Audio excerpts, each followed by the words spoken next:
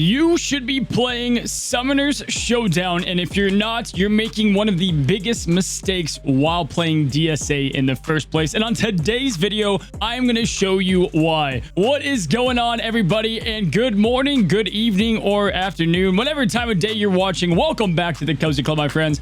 We've got a video that I feel like I finally need to make because you've got a game mode that, let's just call it what it is, a flop of a game mode. The DSA community was anything but cuckoo for Cocoa Puffs for Summoner's Showdown, and with good reason. Now, just alone as far as what you had to spend to even play the game mode was just way too high. I mean, like way off the mark. It's like normal grocery stores selling bananas for like 99 cents, and then this other grocery store decides, you know what, I'm gonna sell bananas at 50 bucks, and if we sell a couple, cool. But the thing is, guys, it drastically needed to change, and it has. But on top of that, the other piece was this game mode was about bolstering your rosters and being able to use characters at low gear level and test them out to see if you like how they function and how they work and what they look like at max ability, which was really cool when it was first announced. However, week after week, they were extending that requirement from gear 3 to get bolstered. Let's say you have like a 3-star Queen of Hearts. You could get that bolstered to gear 8 and awesome. But the next week, you had to have a gear 5, and then it just kind of kept going. And so that slowly just had people not interested in a game mode that you had to pay a lot for. And on top of that, the rewards were, you know, pretty good, and they were okay, right? But let me tell you, good freaking news, Cozy Club. Behind the scenes, they've been doing a lot to update the game mode, and I think they've realized themselves the potential that they did have, and they're doing the best they can that it looks like to fix it, and it's already happened, guys. I'm going to show you on today's video that they've addressed all of those issues. First and foremost, the game mode's a ton of fun to play, but on top of that, you're going to get some of the best rewards that are going to help you in any other game mode right up there with the raid. And it's not even that hard to get. And all while doing it, you get to play the game and test out different characters. And so I'm going to show you guys today just that. Let's go ahead and jump right into it. So, Cozy Club, what is and what was Summoner's Showdown? Well, essentially, guys, if you don't know, we have plenty of videos. I'll link them all up in the top right-hand corner. You guys know the drill. What is the game mode? So, it's about, again, using these characters. They select different ones that aren't otherwise used, so you don't have to get just killed by Hercules and Maleficent and other characters out there, and you have a fair shot in testing them out. It is actually a lot of fun because the playing field, for the most part, is pretty level, and it's going to be the most level that it will be for a while until Gear 9 really starts to kick in. So, Cozy Club, in a nutshell, Summoner's Showdown, they gave you suggested characters to use. You do your best job to go ahead and try to theory craft a team that you think will take out a random opponent's team with the same exact characters. Previously, you only had 10 attempts to do so, and to refresh was ridiculous. And so you only got a couple of battles and you hope for the best and kind of just we're done with it, right? But the rewards were always good, and they're even better now with big time pass holder coins and things like that. We'll get to that in a moment. Let's talk about what did they do to fix it compared to the first release version of the Showdown and why it's some big changes. So first and foremost, we're going to bring up and talk about just the character refresh rate in the attempts. This is probably the biggest one by a long shot, guys. That's the banana example I brought up. First and foremost, you only had 10 attempts. They moved and boosted it up to 20 attempts, right? And here is a graph of the old and the new changes to both stamina potions per refresh and the gems per refresh of characters. You guys can see the old one down on the bottom there. The stamina potions quickly and aggressively went up at 6 character attempts. You were pretty much dunskies. Like 1200, you're not going to have that. And you got to really test out your characters bare minimum before they were finished.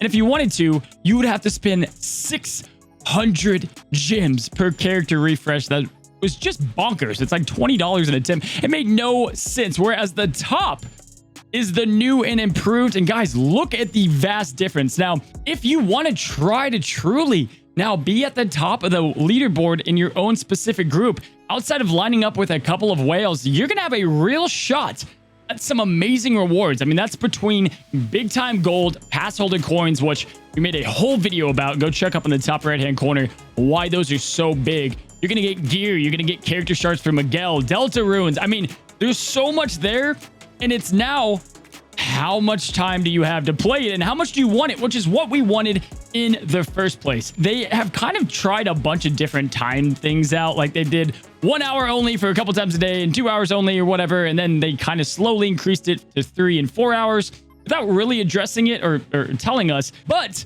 now the thing's open all the time. I mean, I went in the other day and it gave me 8 hours to do the game mode at my own leisure on a Sunday while watching football.